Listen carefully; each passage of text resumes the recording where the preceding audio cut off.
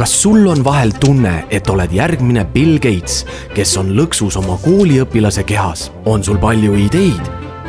Tahad saada uusi teadmisi ja kogemusi? Leida uusi sõpru, panna ennast proovile, avastada endas seni teadmata andeid, saada juurde julgust ja enesekindlust. Nüüd liigume kaameratega Kääriku spordikeskusesse, kus toimub Nupp Nokib õppepäev. Praegu teevad meeskonnad ajurünnakuid, mis panevad aluse uute õpilasfirmade sünnile. Nupp Nokib on noorte ettevõtluskonkurss, mille eesmärk on tekitada noorte seas huvi Valgamaa majanduse arenguperspektiivide vastu. Oluline rõhk on säästval arengul, materjalide taaskasutusel, loovuse ja leidlikkuse arendamisel. Konkursil osalemiseks tuleb esitada oma äriideed. Et äriideest saaks toode, pakutakse osalejatele erinevaid koolitusi, turunduse, tootearenduse, meeskonnatöö ja muudel teemadel. Iga meeskond saab endale mentori. Nupp Nokib aitaski mind minna sellele teele ehk alustada oma firmasi. Ta annab hea tõuke selle jaoks, et ta aitab sul luua mõtteid, siduda sinu tiimi, meeskonnatööd, kõik, mis annab, nagu tuleb firmas ette.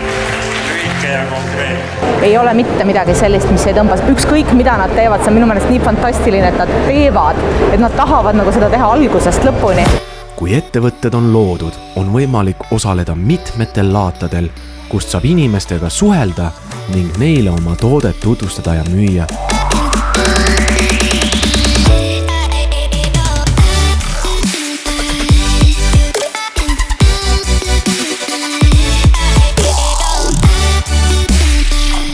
Me tegeleme siis saunatoodetega, et meil on leilipadjakesi ja meil on saunasoolasid.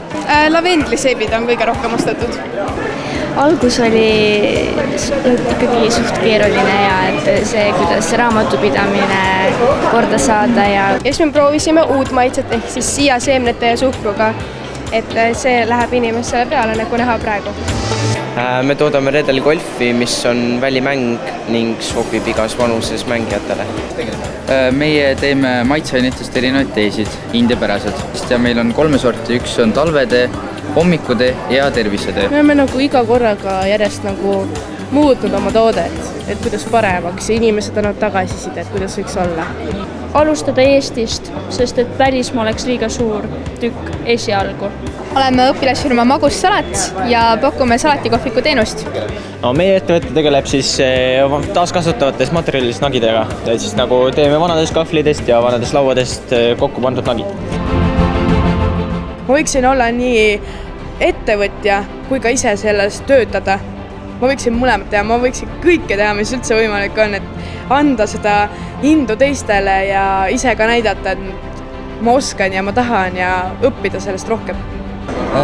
Kindlasti tuleb töökas olla ja ei tohi alla anda. Kolleegidega siin mõtlesime, et kui me oleme täiskasvanud ja meil on see võimalus, et siis me teeme seda teevärki täielikult, et plaanimegi võib-olla teha oma firma.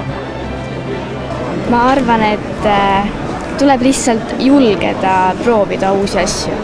Täiesti nagu seda pärast Nupp Nokibi õpilasfirma tegemist, et tuligi täiesti siuke oma mõte, et tahaks nagu midagi ise endalegi ära teha, et võikski tegelikult täiesti toimiv ettevõte ka endal olla. Et see Nupp Nokib aitas nii meeletult lihtsalt kaasa sellele. Ja siis nüüd on mõte ka tegelikult Valka üks suurem restoran teha, et siis tahaks nagu edasi kanda seda nime Visplit, mis meil õpilasfirma all ka oli tegelikult. Mina arvan, et selleks, et ettevõtlusega alustada, ei ole sul vaja minna kuhugi suuremasse piirkonda. Et ilmselt väiksemate piirkondade eelis ongi just see, et sul on ennast kergem üles töötada. Kas sa teadsid, et miljardärist ettevõtja Richard Branson alustas oma ettevõtja teekonda juba 15-aastaselt, luues noortele suunatud ajakirja. IKEA asutaja Ingvar Kampradi ärivaist lõi välja juba lapsepõlves, kui ta teenis raha tikkude müümisega. IKEA rajas ta 17-aastaselt ja see tegi temast aastatega ühe Euroopa rikkaima inimese. Milline tuleb sinu lugu? Kas sul Nupp nokib?